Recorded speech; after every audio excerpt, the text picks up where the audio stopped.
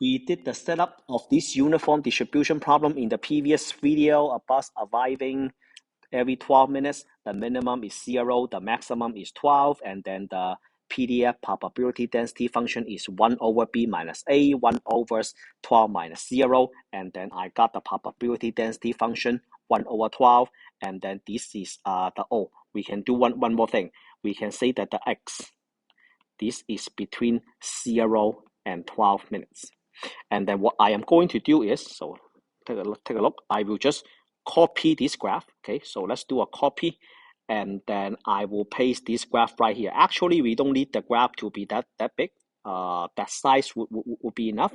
And then what I am going to do next is I'm going to answer some probability questions.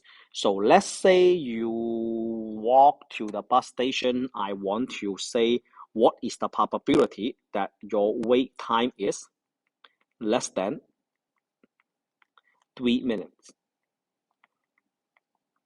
Where is 3? From 0 to 12, this is 3. So less than 3. This is a 3, right?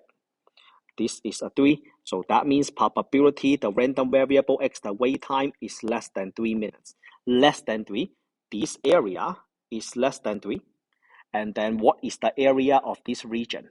What is the area of this region? That is a rectangle. To find the area of a rectangle, we do the base times height, right? The base times height, and then the base is 3 minus 0. That is the base. And then the height is the probability density function. And then this is equals to, this orange, right? And then we have a 3 over 12. 3 over 12 is 1 over 4. You can do 0.25. You can do 25%. So 25%. And then this, you can use that as the answer. You can use that as the answers. Okay. And then people always say, okay, you have a less than 3. I remember that in the discrete random variable, the probability that x less than 3 versus probability x less than or equal to 3, the problem of inclusive and exclusive, that matters a lot in discrete random variable. But what about in continuous random variable? Well, that is the same. If you want to find these two probability with or without an equal, is the same. Why? Because x is a continuous random variable. You have to use the 3.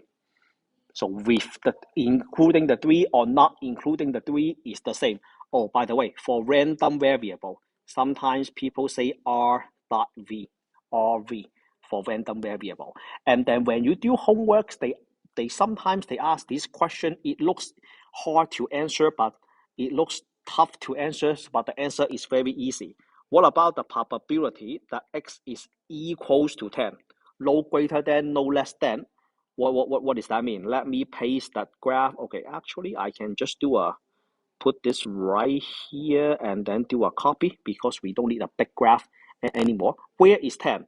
10 is right here, but we do not have a greater than or less than. It's just a 10.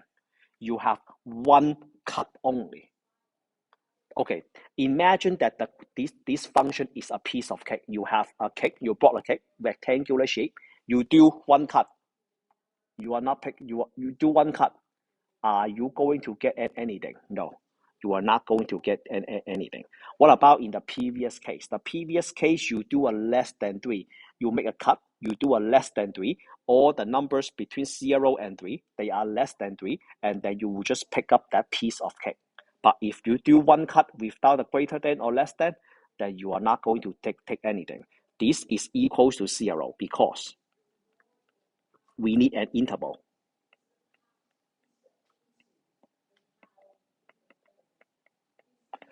To capture some area.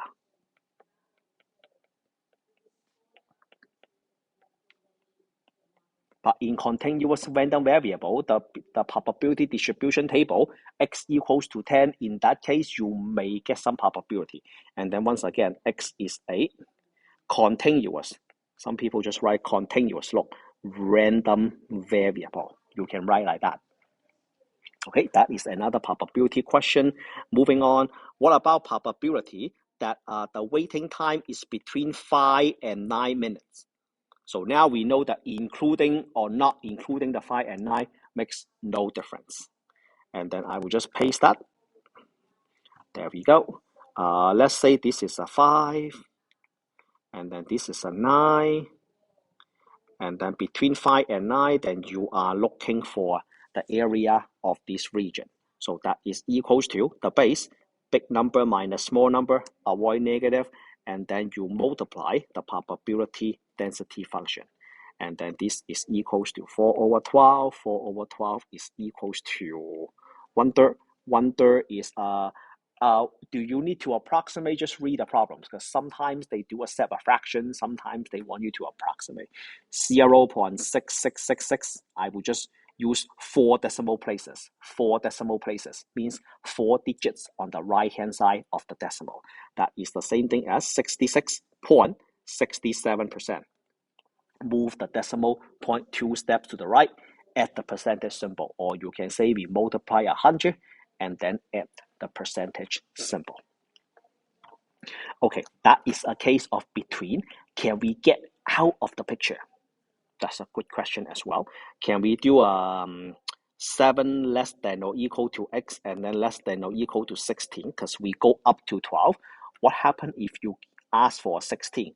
Okay, so here is what will happen. If you ask for 16, let's say this is a 7, but we go up to a 12. 16, 16 is like right here. Okay, I can give you until 16. If you want to go to 16, I can only give you up to 12. Another way to think about this is the size of the cake, of a rectangular cake, is from 0 to 12. You can't go to 16. There is no cake right there, right? You cannot cut the air and then just pick it up and then eat it. You cannot cut the table and then eat it. That makes no sense. So you can say go up to a 16, but based on the domain of x, I can only give you up to 12. And that is equals to 12 minus 7. And then you multiply the probability density function. And then you have a 5 over 12. This one, I will just leave it as it is. You can do the 5 divided by 12 to find the decimal and the percentage. Okay, so that's all the probability problem that I would like to discuss. And then after this video, let's do some percentile problem. The top 25%, the bottom 10%, so on and so forth. All right, okay.